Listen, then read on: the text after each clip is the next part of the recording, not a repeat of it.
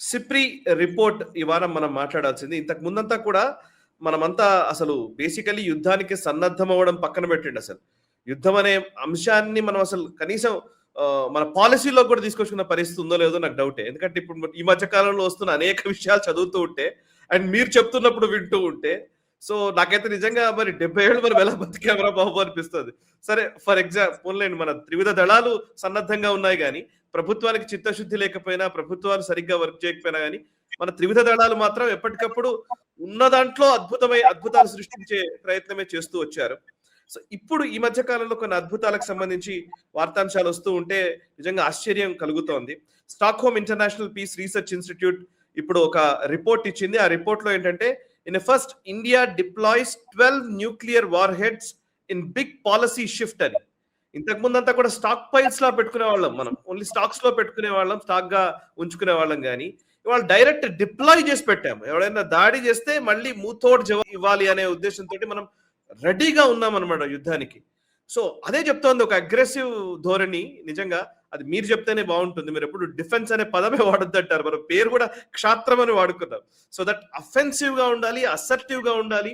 And ఇప్పుడు ఈ SIPRI ఇచ్చిన రిపోర్ట్ ని దానికి అనుగుణంగా మనం అనుకునే వాటికి అనుగుణంగా భారత త్రివిధ దళాలు ఉన్నాయి అన్న అభిప్రాయం మీద మీ విశ్లేషణ ఏంటి? అంటే మొట్టమొదటి అంశం మనం దీంట్లో చూసేది ఏంటంటే భారత ప్రభుత్వం ఏమీ చెప్పలేదు, సిప్రి చెప్పింది. అంటే మన పాలసీలో ఎటువంటి మార్పు లేదు. నో ఫస్ట్ న్యూక్లియర్ యూజ్, మొట్టమొదటిసారి న్యూక్లియర్ దాడి మేము చెయ్యము అని మన పాలసీ ఏదైతే ఉందో దాంట్లో మార్పులు చేశామని భారత ప్రభుత్వం ఎక్కడ చెప్పలేదు. కానీ సిప్రి చెప్తోంది భారత ప్రభుత్వం మార్చేసింది అని చెప్తోంది. అంటే క్వాయిట్ గా మనం చేయాల్సింది మనం చేసాం. ఆ పాలసీ ఉంది, కానీ ఆ పాలసీ లోపలే మనం ఏం మార్పులు చేయొచ్చో అవన్నీ చేసుకుంటూ పెడుతున్నాం. నో ఫస్ట్ యూస్, మొదటిసారి దాడి చేయమని చెప్పాం, కానీ దాడి చేస్తే మళ్ళీ ప్రతి దాడి చేయడానికి ఎంత సన్నద్ధంగా ఉందాము అన్నది మన ఇష్టం కదా. అది గతంలో పాలసీ ఎలా ఉండేదంటే మనకు డెలివరీ సిస్టమ్ ఏదైతే ఉంటుందో, మిసైల్ ఉంటుందో, ప్లస్ న్యూక్లియర్ మెటీరియల్ ఏదైతే ఉంటుందో, బాంబ్ అంటాం కదా, ఈ రెండు దూరంగా పెట్టారు. న్యూక్లియర్ అటాక్ చేయాలి అని చెప్పి అలా దానికి సిద్ధం అవ్వండి అని చెప్పి ఆర్డర్స్ వచ్చిన తర్వాతనే ఈ రెండు తీసుకొచ్చి అనుసంధానం చేసేవాడు. మేల్ ఫీమేల్ కుప్లింగ్ చేసేవాడు. దానికి ఎంత వెయిట్ పెట్టాలి, ఎంత దూరం కొట్టాలి, ఏ అస్త్రాన్ని వాడాలి, అగ్ని 1 వాడాలా, 2, 3, 4, 5 వాడాలా, ఏం వాడాలి, బ్రహ్మోస్ వాడాలా. Of course BrahMos nuclear weapon deliver చేయడానికి మనం ఫిక్స్ చేయలేదు అది, బట్ చెప్తున్నాను నేను. అంటే ఎటువంటి బాలిస్టిక్ మిసైల్ వాడాలి, దేన్ని వాడాలి, ఇవన్నీ కూడాను నిర్ణయం అయిన తర్వాత అప్పుడు కప్లింగ్ చేసేవాళ్ళు. ఆ పరిస్థితి నుంచి ఈ రోజు 12 ఆల్రెడీ డిప్లాయ్ అయిపోయి ఉన్నాయి అని సిప్రి చెప్తోంది. అంటే ఇప్పుడు న్యూక్లియర్ అటాక్ చేయాలంటే మనం 5 నిమిషాల్లో న్యూక్లియర్ అటాక్ కొట్టచ్చు. దానికి ఆర్డర్స్ ఇవ్వగానే దానికి సెక్యూరిటీ కొన్ని ఉంటాయి, దానికి అవి లాక్స్ తీయడము, దాన్ని కోడ్స్ ప్రైమ్ మినిస్టర్ ఆఫీస్ నుంచి కోడ్ రాగానే దాన్ని కొట్టేయడం. ఇది అంత సన్నద్ధంగా ఉన్నామని చెప్పి సిప్రి చెప్తోంది. అందుకని భారతదేశము చెప్పకనే మన డాక్టరీని మార్చేసుకున్నాం. అలాగే మనకు మనోహర్ పరికర్ గారు డిఫెన్స్ మినిస్టర్ ఉన్నప్పుడు ఆయన కూడా ఏం చెప్పారంటే పాలసీ మేము మార్చలేదు. For no first use, correct, మేము మొదటి దాడి చెయ్యం, కానీ మా మీద దాడి జరుగుతుంది అని మాకు క్రెడిబుల్ ఇన్ఫర్మేషన్ వస్తే మేము కొట్టి తీరుతాం అన్నాడు. క్రెడిబుల్ ఇన్ఫర్మేషన్ ఎవరు చెప్పాలి? మనం చూసాం కదా, మనం ఇరాక్ లో సద్దాం హుసేన్ దగ్గర వెపన్స్ ఆఫ్ మాస్ డిస్ట్రక్షన్స్ ఉన్నాయని చెప్పి అమెరికా ఒక పెద్ద నెరేటివ్ తయారు చేసి వెళ్ళి కొట్టి వచ్చిన తర్వాత సద్దాం హుసేన్ చంపేసిన తర్వాత చూస్తే అక్కడ ఏమీ లేవు, వెపన్స్ లేవు, మాస్ డిస్ట్రక్షన్ లేదు, ఏమీ లేవు. ఇప్పుడు అమెరికాను ఎవరు ప్రశ్నిస్తున్నారు? అలాగే భారతదేశం రేపు న్యూక్లియర్ దాడి చేయదలుచుకొని మనగా న్యూక్లియర్ దాడి చేశామంటే మనం ఏం చెప్తాము? మాకు అక్కడి నుంచి వాళ్ళు న్యూక్లియర్ దాడి చేయడానికి వాళ్ళు సిద్ధమవుతున్నారు, దానికి అంతా సన్నాహాలు జరుగుతున్నాయి, అందుకనే మేము అంతవరకు వెయిట్ చేయకుండా మేమే కొట్టామని మనం చెప్పచ్చు. సో ఈ యొక్క అంబిగ్యూటీ అన్నది మనం తయారు చేసి పెట్టాం. అందుకనే నో ఫస్ట్ యూజ్ అన్న పాలసీ మారకుండానే దాని ఆపరేషనలైజ్, దాన్ని ఎలా వాడాలి, దాన్ని ఎలా గ్రౌండ్ లెవెల్లో వినియోగించాలి అన్న దాంట్లో చాలా మార్పులు తీసుకొచ్చాం. ఇది సిప్రి చెప్తోంది, భారత ప్రభుత్వం క్వైట్గా. అంటే ఎక్కడికి వెళ్ళాలో అక్కడికి మెసేజ్ వెళ్ళిపోయింది, ఇది అర్థం చేసుకోవాలి. ఇంకోటి ఏం చెప్తోందంటే nuclear powered nuclear ballistic missile delivery చేయగలిగిన సబ్మరీన్స్ లో కూడా పెట్టారు అని చెప్తోంది. ఇది మనం ఛాత్రంలో చాలా కాలంగా చర్చిస్తున్నాం. SSBNs మనకి ఏదైతే అరిహంత్ క్లాస్ సబ్మరీన్స్ ఉన్నాయో, అరిహంత్, అరిదమన్, అరిఘాత్, అరిసూదన్, ఈ 4 ఆల్రెడీ డిప్లాయ్ చేశారు మనం చెప్తూనే ఉన్నాం. కాబట్టి అది ఒక ఎత్తు. అలాగే అగ్ని 5 మొన్న రీసెంట్ గా MIRV టెస్ట్ చేశారు కదా, మనం కూడా క్షేత్రంలో కవర్ చేసాం. అటువంటి MIRV వాటిల్లో కూడా మనం రెడీగా పెట్టేసి కూర్చున్నాం. 12 దాకా పెట్టారని వాళ్ళు చెప్తున్నారు. వాళ్ళ రీసెర్చ్లో 12 కంటే ఇంకా ఎక్కువ ఉండొచ్చు, మనకు తెలియదు. అవన్నీ సీక్రెట్గా దాచిపెట్టి ఉండొచ్చు, ఎక్కడో సొరంగాల్లో కొండల్లో ఎక్కడో దాచిపెట్టి ఉంటాం మనం. దాన్ని ఫైర్ చేయాలంటే కానీ ఇమ్మీడియట్గా ఆర్డర్ రాగానే ఫైర్ చేయడానికి సిద్ధంగా ఉంది. కాబట్టి అంత ప్రిపేర్డ్. ఇదే రిపోర్ట్ ఇంకొక అంశం కూడా చెప్తాం. గత సంవత్సరంలో మార్జినల్ గా మన న్యూక్లియర్ వెపన్స్ పెరిగాయి అని చెప్తాం. 190 దాకా వెళ్ళాయి మన దగ్గర ఉన్నటువంటి న్యూక్లియర్ అస్త్రాలు అని చెప్తాం. అఫ్ కోర్స్ ఎగ్జాక్ట్ నెంబర్ వాళ్ళు కూడా చెప్పలేరు, ఎందుకంటే మనం కూడా దాన్ని చాలా కేర్ఫుల్ గా దాచిపెడతాం కాబట్టి.